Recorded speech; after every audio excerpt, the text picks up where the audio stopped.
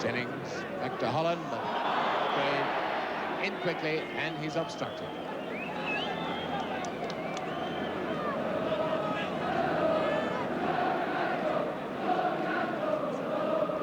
Blackhall to take the kick.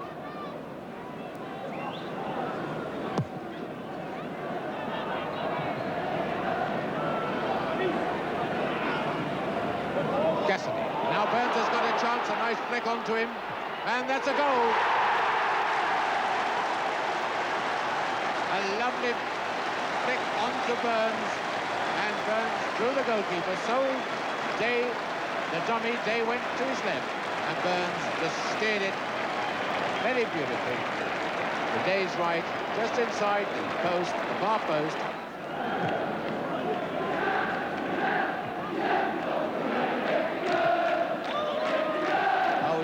Twice seen Mickey Burns find room over on the right. Once he forced Day to a save, and the second time he gets the ball in the net. So perhaps a lesson there for United. Now Cassidy into Craig. That was a good shot from Tommy Craig. On that occasion, Mervyn Day was equal to it. He saw it well, covered it well. Some good clearance to Lampard. Robson.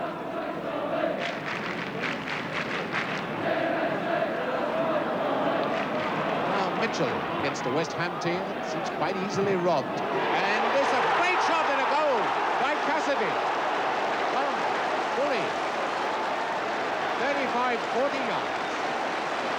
And that was set up for him by the young number 8, Pete Mitchell, who squared the ball to Cassidy. There seemed no danger at all.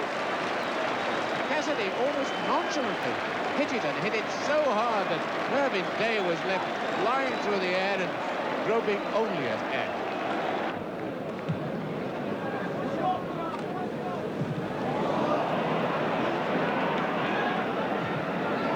Cassidy to McLean.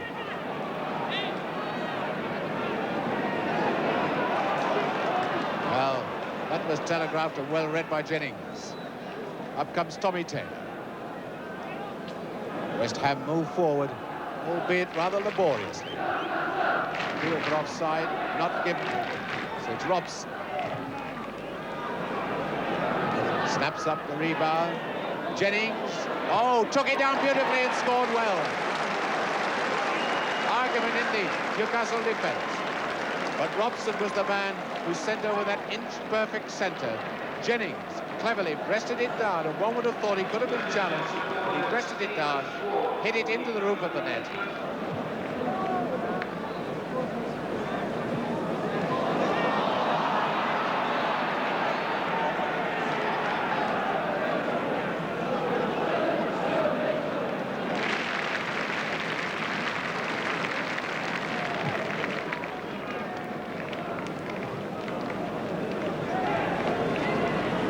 Taylor to Devonshire, slips Craig very cleverly, and Robson has escaped the offside trap, and it's a corner kick, and Newcastle are playing this offside game just a wee bit too much. They were coming up very early then.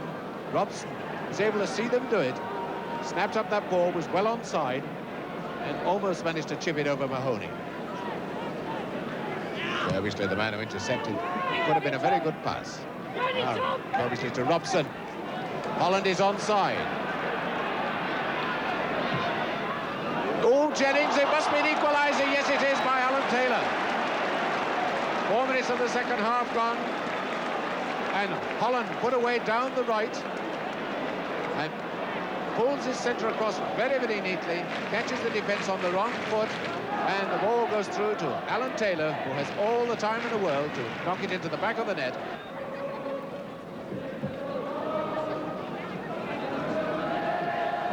Kirbishley. And a foul by Kennedy on Kirbishley. And Kennedy is going to be booked for that. Yes, the card has come out. And Lampard is appealing to the referee not to. And the referee is going to do it. He's already had the yellow card out.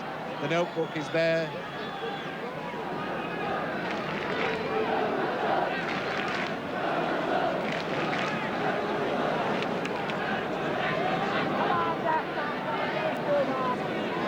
that's the second name in the referee's book.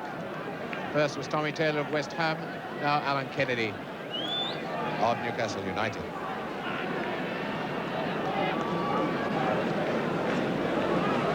Tell you what, if they put their sub on Otolowski, that'll fox the referee if he takes his name. Lampardi's a goal, Robson! And it's a goal. That lovely free kick by Lampard, putting it across, and nobody moved. Bob Robson, who came through like a bullet. I'm sure West Ham manager John Lyall is a lot happier than he looks at this moment watching that again. But it was a tremendous performance yesterday to come back in the way that you did. You must have felt, though, that you were dead when Tommy Cassidy's second goal went in for Newcastle. Well, Brian, we'd had preparation wasn't ideal with a number of first-team players missing. And I must admit at that time I felt that we would have a great job getting anything out of the game. But I think that was a nice factor of it for me. The young players and the senior players got together. They kept playing their football, showed a lot of guts and showed a lot of character, forced their way back into the game. And possibly the thing that pleased me most was not just that we got 3 goals, there were the goals, the involvement of individuals and the collective effort of the team to get the goals, and I thought they were extremely good goals for us to get. I suppose one of the virtues, in fact, of having so many players injured, you do get an idea of just how strong your whole squad is, because you're having to throw people in that you wouldn't normally throw in.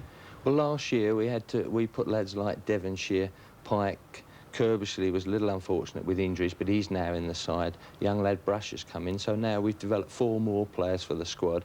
And of course, when we get all the other lads back, we'll have a hell of a battle for places, which in itself is a good thing for a club. I think without competition, you're not going to have a good side. To be a great club, i.e. Liverpool, to have that, you've got to have quality players, probably 18 of them, to be successful. But it's amazing that you've had so many injuries. I mean, is it something maybe in training that is not quite right, or is it pure accident, John, or what?